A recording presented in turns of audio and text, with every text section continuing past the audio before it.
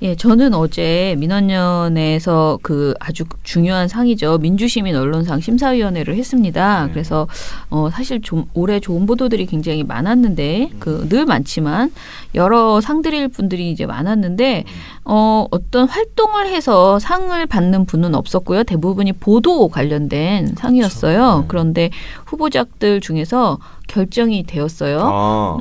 한겨레에 가짜 뉴스를 찾아서 그 기획팀이 선정이 되었어요. 민주시민 언론상에. 네, 민주시민 언론상에 상복은 따로 있나 봅니다. 왜냐하면 올해 좋은 보도상에선 떨어졌거든요. 아, 그래요? 예. 근데 올해 한겨레가 참 좋은 보도를 많이 한 거예요. 했는데. 네. 네. 왜냐면은 올해의 좋은 보도는 저 천안함 생존자 기획이 또 가져갔거든요. 한겨레. 아, 그러니까 좀 독식한 거예요. 신문 부문을. 야, 한겨레가. 네. 들어갔네요. 예, 그런데 상을 드리고 또 뭐 여러 가지 이제 뭐 2개의 다른 상도 성유부 특별상도 선정을 하고 그리고 이제 뒤풀이를 갔다가 뒤풀이에서 한경수 PD 저희 독립 PD 협회 한경수 PD랑 좀 이야기를 했어요. 네. 근데 원래 한경수 PD가 뒤풀이를 안 간다라고 하셨었는데 이제 뭐 어르신들이 하도 가자고 해서 우리가 또 예우 차원에서 어르신들과 같이 잠깐이라도 10분만 같이 있어드리자 하고 이제 갔거든요. 갔는데 어제 조성지 회원이 어제 오셨어요. 저희 심사위원이거든요. 예, 오셨는데 보자마자 어제 미타를 들으면서 왔는데 그 외주 지상파와 종편들이 지금 네네. 그 가이드라인을 만들자는 방통위의 그 공청회에 아예 보이콧을 보이콧 했다라는 얘기를 했잖아요. 그 네. 얘기를 막 하면서 나는 이해가 안 간다. 어떻게 그렇게 할 수가 있냐 종편은 그러면서 이제 조성지 의원이 나도 프리랜서지만 정말 너무 화가 난다 그런 얘기를 하셨는데 한경수 PD가 이제 본인들의 억울함 힘들었던 이야기들을 좀 약간 뒤풀이에서도 길게 얘기를 하면서 그 기득권을 내려놓지 않는다 아무런 근거도 없이 그 저작권을 다 본인들 거라고 그렇게 우기고 그 근거가 정말 아무것도 없고 오로지 우리는 여태까지 그렇게 해왔으니까 그것만이 근거라고 그렇게 이제 이야기를 하는 거예요. 그러면서 지상파든 종편이든 다 저작권을 자신들의 것이라고 가져간다. 네, 그 외주 제작사에 맡긴 제작물들, 콘텐츠들을 자기네가 방송한다는 이유로 네.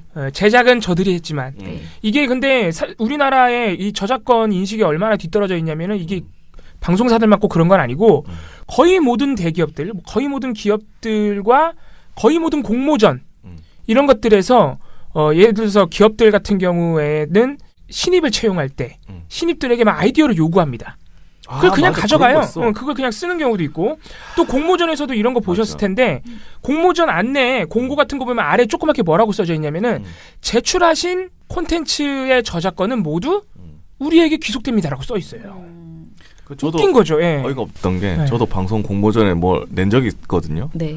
그거를 싹 종목만 바꿔가지고 그대로 하더라고요. 그러니까 그게 다 진짜 너무 화가 나가지고 와. 그거 냈던 공모전 공고 잘 보시면 조그맣게 써 있어요. 다. 근데 저는 정작 떨어졌어요.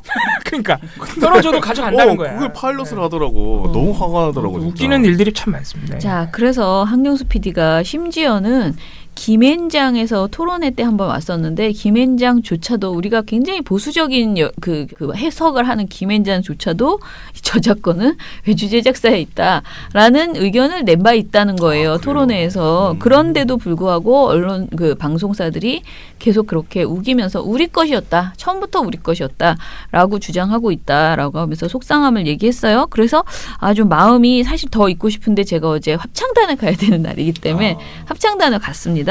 가는데 마음이 좀 꿀꿀했어요. 더 들어드리고 싶더라고요. 왜냐하면 일찍 간다 그랬는데 안 가고 계속 앉아서 민원연 사람들과 또 조성재 의원이 막 그런 분노를 얘기하니까 좀 자기 얘기하고 싶었던 것 같아. 그래서 이제 더 있고 싶었는데 제가 합창단을 갔는데 제가 이제 한겨레에 있는 합창단이잖아요. 한겨레 건물에서 연습을 하는. 근데 들어가는데 신문이 막 오늘 신문이 쫙 쌓여 있는데 이 기사를 보는데 제가 약간 눈물이 막 나는 거예요. 그래서 그걸 보면서 제가 오늘 방송에서 오늘 이제 꼭 얘기를 해야겠다라는 생각이 들었습니다. 자, 오늘 미디어 오늘에서도 다들 얘기를 했는데요.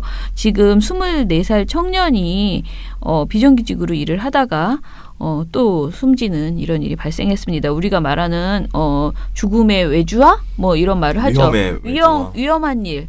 죽을 수밖에 없는 일들 이런 일들을 자꾸 외주로 처리하고 있는 우리 현실들 비정규직들이 네. 도맡아서 하는. 네, 그런 현실을 다시 한번 보여주는 그런 사건이었습니다. 한겨레 신문이 정말 감동적인 그런 사진을 딱 실어가지고 울컥할 수밖에 없는 일면에 아주 크게 큰 사진을 톱으로. 실었어요. 예. 제가 조금만 읽어볼게요. 24살 청년은 방탄소년단 노래를 즐겨 불렀다. 스트레스가 생기면 노래를 불렀다. 뭐든 잘 먹었지만 특히 치킨을 좋아했다. 사람들은 청년을 두고 사람들과 잘 어울렸으며 열정이 넘쳤다고 했다. 그는 전문대를 졸업하고 군 복무를 마친 뒤 지난 9월 17일 한국서부발전 태안화력 현장설비 하청업체인 한국발전기술의 계약직으로 입사했다. 생애 첫 직장이었는데 1년 근무하면 정규직으로 전환되는 조건이었다. 청년은 얼마 전 가족에게 힘들지만 배우는 단계이니 이겨낼 수 있다고 말했다고 한다. 이 청년 김용균 씨가 11일 밤샘 일을 하다 기계에 끼어 숨졌다. 새벽 3시 20분께 충남 태안군 원북면 태안화력 90호기 트랜스포머 타워 영사C 구역 석탄이송 컨베이어 벨트에서 현장 점검 순찰을 하던 중이었다. 김 씨를 발견한 동료 이아무개 씨는 경찰 조사에서 전날 밤 근무에 투입된 김 씨가 전화를 받지 않아 찾아보니 기계에 끼어 숨져 있었다고 진술했다. 예, 이런 내용이 있습니다. 이 청년이 저는 사실 좀 아들 같은 느낌이 드는데 왜냐하면 정말 24살. 내 아이랑 거의 비슷한 나이잖아요. 문재인 대통령 비정규직 노동자와 만납시다라는 손피켓을 들고 있습니다. 그런데 나 김용균은 화력발전소에서 석탄 설비를 운전하는 비정규직 노동자입니다. 라고 이렇게. 진짜 눈물 나는 얘기입니다. 지금 한겨레가 이렇게 일면 톱으로 내고 그러니까 이게 12일이니까 오늘 조간들입니다. 다. 네, 오늘 조간에 서울신문하고 경향신문하고 한겨레가 그렇죠. 이 네. 사진을 실었습니다. 네. 이 세 개 신문만 일면에 냈고 나머지 우리가 이제 주로 보는 민원연예 모니터 대상인 조중동 나머지 신문들은 일면은커녕 기사가 없어요.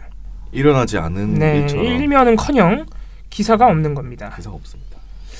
오히려 조선일보는 또 최저임금 때문에 공장이 문을 닫고 있다. 주 52시간제 때문에 뭐 시민들이 불편을 겪고 있다. 이런 보도만 냈습니다. 12일에도. 그래서 굉장히 안타까운 상황이고 이 한겨레 경향 같은 경우에도 일면에 보도를 낸 다음에 역시 이제 집중적으로 문제 제기를 한 부분이 보도를 많이 낸 부분이 위험의 외주화 부분입니다. 이 안전관리를 사모펀드 회사에 맡겼다 그래요. 네. 네, 이제 사모펀드는 말 그대로 이제 투기꾼 회사입니다. 이제 그런 회사가 안전관리를 전문적으로 하겠습니까? 그러니까 이게 이제 외주화가 얼마나 위험한 건지를 다시 한번 보여주는 사건이라는 점을 한겨레와 경향이 대대적으로 지적을 했고요. 네. 네. 그런데 아까 지금 말한 것처럼 뭐 최저임금, 뭐 그 노동 시간 단축 이런 거 가지고 엄청나게 호들갑 떠는 그런 보도들은 계속 나오고 있어서 진짜 정말 혁명에 준하는 작업이 필요할 거라는 생각이 이 조중돈을 보면 들지 않습니까? 노란 조끼가 프랑스에만 필요한 게 아닙니다. 네. 예. 네. 너무 화가 나는. 아마 노란 조끼가 한국에 오면은 아마 조중동 건물부터 갈 것 같은데 아무튼 간에 네.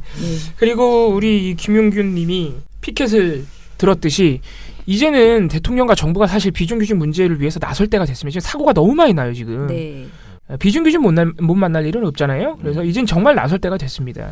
아니, 제가- 지금 만나도 늦었죠. 네, 그러니까 빨리 만나야 돼요. 이게 임기 초에 부임이 아니죠. 예, 대통령 임기 시작하자마자 인천공항 비정규직 한번 만났을 때 그때 정말 좋았잖아요. 반응도 좋고. 네, 그때 이후로 이제 비정규직 문제를 약간 신경 못 쓰고 있는 느낌이 강하거든요. 그 외에도 네. 뭐 크게 달라진 게 없어서. 그렇죠. 아무튼 그래서 이제는 다시 한번 좀 늦었지만 나설 때가 됐습니다.